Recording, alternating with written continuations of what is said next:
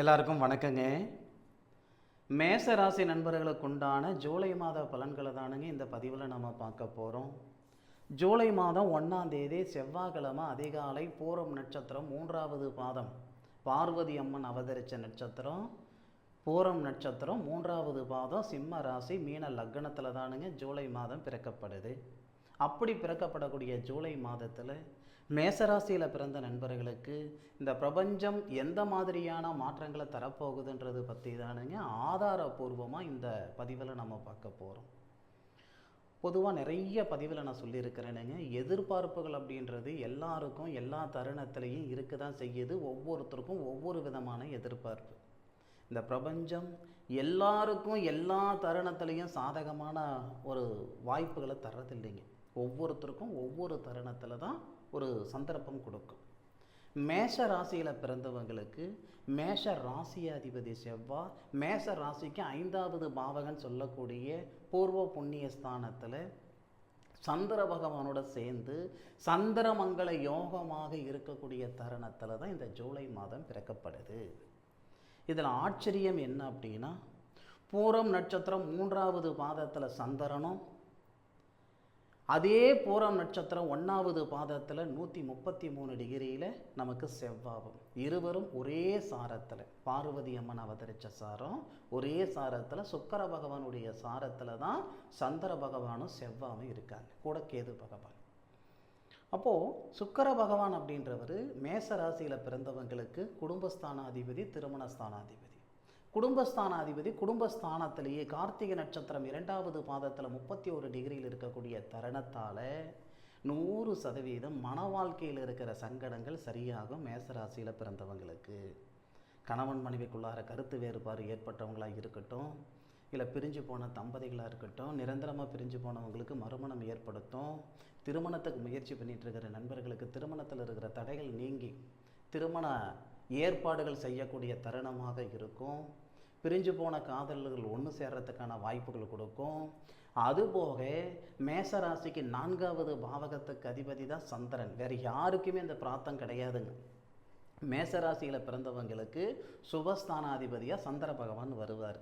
அப்போ அந்த சந்திர பகவான் உங்களுடைய ராசிக்கு 5வது பாவகத்தில் சூரிய பகவானுடைய ஆதிக்கத்தில் செவ்வாயுடன் சேர்ந்து சந்திரமங்கல யோகமாக இருந்து உங்களுடைய ராசிக்கு 11வது பாவகம் சொல்லக்கூடிய லாபஸ்தானத்தை பார்க்குறாங்க.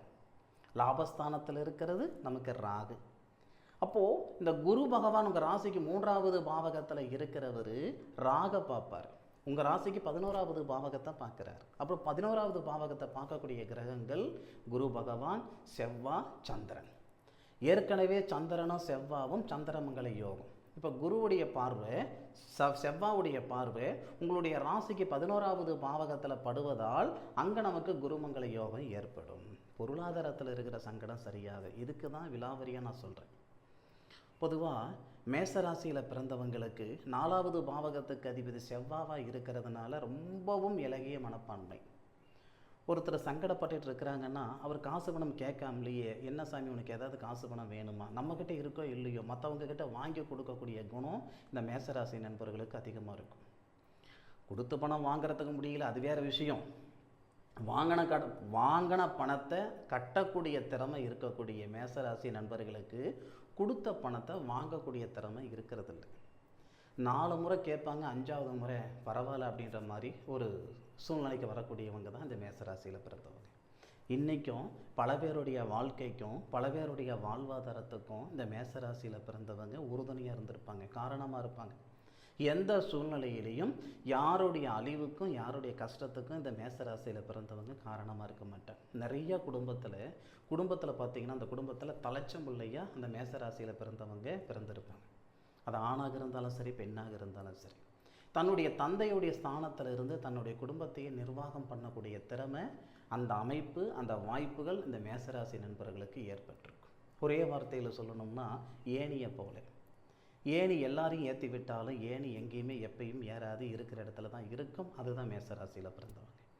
அப்போது மேசராசியில் பிறந்தவங்களுக்கு இந்த ஜூலை மாதத்தில் 1ஆம் தேதியிலிருந்து சரியாக 14ஆம் தேதி வரை உங்களுடைய ராசி அதிபதி ராசிக்கு 4வது பாவகத்துக்கு அதிபதி சேர்ந்து இருக்கிறதுனால புத்திரபாக்கியத்தில் இருக்கிற தடங்கள் சரியாகிறதுக்கும், திருமணத்தில் இருக்கிற சங்கடங்கள் நீங்கிறதுக்கும், பிரிஞ்சு போன தம்பதிகள் ஒன்று சேர்றதுக்கான வாய்ப்புகள் பிரதானமாக இருக்குது. அதுபோக பொருளாதாரம் நான் முதலியே சொன்னனுங்க, நாம் நமக்காக வாங்கின பணத்துக்காக நான் வட்டி கட்டிகிட்டு இருக்கிறேன் அப்படின்றத விட வாங்காத பணத்துக்கு வட்டி கட்டிகிட்டு இருக்கிறேன் சொல்லக்கூடிய மேஷ ராசியில் பிறந்தவங்க இருக்க தான் செய்கிறாங்க. அப்பேற்பட்டவங்களுக்கு ஜூலை மாதத்தில் பொருளாதார ரீதியாக இருக்கிற சங்கடங்கள் நிரந்தரமாக சரியாகிறதுக்கான ஒரு சந்தர்ப்பத்தை இந்த பிரபஞ்சம் தரப்போகுது. 2வது பாவகத்தில் வரக்கூடிய சுக்கிர பகவான் நமக்கு அதிகபட்சம் பார்த்திங்கன்னா 26ஆம் தேதி வரைக்கும் இருக்க போகிறார். நம்மளுடைய ராசிக்கு 2வது பாவகம் குடும்பஸ்தானாதிபதி குடும்பஸ்தானத்தில் 26ஆம் தேதி வரைக்கும் இருக்க போகிறாரு. அப்போ திருமணத்தில் இருக்கக்கூடிய அந்த சங்கடங்கள் 26ஆம் தேதி வரைக்கும் நமக்கு சரியாகிறதுக்கான ஒரு வாய்ப்புகள் இருக்குது. உடல் ரீதியாக இருக்கிற தொந்தரவுகளாக இருக்கட்டும், படித்த படிப்புக்கு உண்டான உத்தியோகம் இல்லை அப்படின்னாலும் சரி, இந்த சுக்கிர பகவான் ராசிக்கு 2வது பாவகத்தில் இருக்கிறது நமக்கு சிறப்பான ஒரு யோகம் தானுங்க. சுக்கிரனுடைய பார்வை நம்ம ராசிக்கு 8வது பாவகத்தை பார்க்குறாரு. திடீர் அதிர்ஷ்டம் ஏற்படும். இது வெளி மாநிலத்தில் இருக்கிறவங்க அல்லது வெளிநாட்டில் இருக்கிறவங்க பயன்படுத்திக்கிடலாம். மேஷ ராசிக்கு ஏற்கனவே சனி பகவான் 12வது பாவகத்தில் இருந்து விரயச்சனி நடந்தாலும் அதை பற்றி ஒன்றும் சங்கடப்பட வேண்டியதில்லை. செவ்வாவுக்கு சனி பாதகாதிபதியாகவே இருந்தாலும் உங்களுடைய ராசி அதிபதி செவ்வாய் உங்களுடைய ராசிக்கு 5வது பாவகத்தில் இருந்து உங்களுடைய ராசிக்கு 12வது பாவகத்தில் இருக்கக்கூடிய சனி பகவானை செவ்வாய் பார்க்கிறார். அது மட்டும் இல்லை, இந்த மாதத்தில் செவ்வாவுக்கு பயிற்சிகள் இந்த மாதத்தில் கிடையாது, சரிங்களா? அதே மாதிரி அடுத்த மாதத்தை செவ்வாவும் சனி பகவானும் நேருக்கு நேர் பார்த்துக்கிடுவாங்க. இதில் விட மிகப்பெரிய ஒரு சமாச்சாரம் என்னன்னா, இந்த மாதம் சரியாக நமக்கு சனி வக்கரம் 13ஆம் தேதி, இந்த ஜூலை மாதம் 13ஆம் தேதி சனி வக்கரம் அடைகிறது நமக்கு சிறப்பு. 12வது பாவகத்தில் இருக்கக்கூடிய சனி பகவான் வக்கரம் அடையக்கூடிய தருணம் நமக்கு யோகம் தானுங்க. எது எப்படி இருந்தாலும் பொருளாதார ரீதியாக இருக்கிற சங்கடங்கள் முழுமையாக சரியாகிறதுக்கான பாதையை இந்த பிரபஞ்சம் கொடுக்கும். உழைப்புக்கு தகுந்த உயர்வு ஏற்படுத்தும், வாழ்க்கைக்கேற்ற வளர்ச்சி ஏற்படுத்தும். 3வது பாவகத்தில் சூரிய பகவானும் குரு பகவானும் 2 கிரகங்கள் 2 பேருமே ஒரே சாரத்தில், திருவாதிரை நட்சத்திரம்னு சொல்லக்கூடிய ராகுடைய சாரத்தில் சூரியனும், அதே திருவாதிரை நட்சத்திரம் ராகுடைய சாரத்தில் நமக்கு குருவும். அதாவது 75 டிகிரியில் நமக்கு சூரிய பகவானும் 70 டிகிரியில் நமக்கு குரு பகவானும்.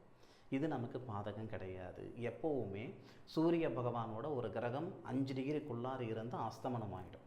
3வது பாவகத்தில் இருக்கக்கூடிய குரு மேஷ ராசியில் பிறந்தவங்களுக்கு நல்லது செய்ய மாட்டார். ஆனால் குரு சூரிய பகவானோட சேர்ந்து அஸ்தமனமாக இருக்கக்கூடிய தருணங்களில் அதிகபட்சம் பார்த்திங்கன்னா 13ஆம் தேதியிலிருந்து கிட்டத்தட்ட 21ஆம் தேதி வரைக்கும் மேஷ ராசியில் பிறந்தவங்களுக்கு வாழ்க்கையிலையும் சரி வாழ்வாதாரத்திலையும் சரி மாற்றங்கள் வரக்கூடிய தருணமாக இருக்கும். ரொம்ப நாளாக ஒரு வேலை செய்துக்கிட்டு இருப்போம், வேறு வழி இல்லாமல் வேலை செய்துட்டு இருந்திருப்போம். அப்பேற்பட்டவங்களுக்கு 13லிருந்து 21ஆம் தேதிக்குள்ளார வேலை வாய்ப்புகளில் மாற்றங்கள் ஏற்படும். கொடுத்த பணம் சேர்றதுக்கோ அல்லது வாங்கின பணம் கட்டுறதுக்கான வாய்ப்புகளை இந்த பிரபஞ்சம் கொடுத்துரும்.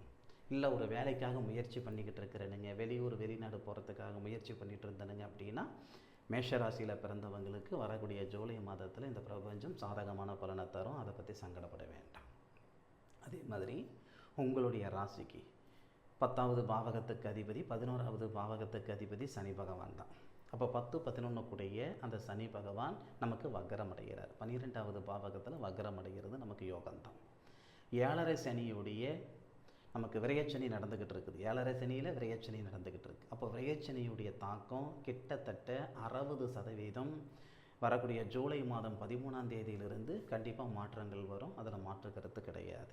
இந்த தருணங்களில் மேஷராசியில் பிறந்தவங்க முருகருடைய திருத்தலம் 6 படைன்னு சொல்லக்கூடிய அந்த 6 படையில் ஒரு படையான எந்த கோவில், பழனியாக இருக்கட்டும், திருத்தணியாக இருக்கட்டும், திருச்செந்தூராக இருக்கட்டும், உங்களுக்கு பக்கத்தில் எந்த திருத்தலம் இருக்கோ அந்த திருத்தலத்துக்கு, முருகருடைய திருத்தலத்துக்கு போயிட்டு வர்றது மிக மிக சிறப்பு. 13ஆம் தேதியிலிருந்து ஜூலை மாதம் கடைசி வரைக்கும் இந்த மாதிரி ஒரு பிரார்த்தம் இருக்குது. நான் முதல்ல சொன்ன மாதிரி எல்லாருக்கும் எல்லா தருணத்துலேயும் இந்த பிரபஞ்சம் சாதகமான பலன் தராது. இது மேசராசி நண்பர்களுக்கு உண்டான மிகப்பெரிய சந்தர்ப்பம், பயன்படுத்திட்டோம். இந்த பதிவு மேசராசியில் பிறந்தவங்களுக்கு பயனுள்ள பதிவாக இருக்குன்னு நான் நம்புகிறேன். மீண்டும் அடுத்த ஒரு அற்புதமான தருணத்தில் உங்கள் அனைவரையும் சந்திக்கும் வரை உங்களிடமிருந்து விடைபெறுவது உங்கள் வீட்டு ஜோதிட நண்பனான மா காளிதாஸ் மணிகண்டன். திருச்சிற்றம்பலம். வாழ்க வையகம், வாழ்க வளமுடன்.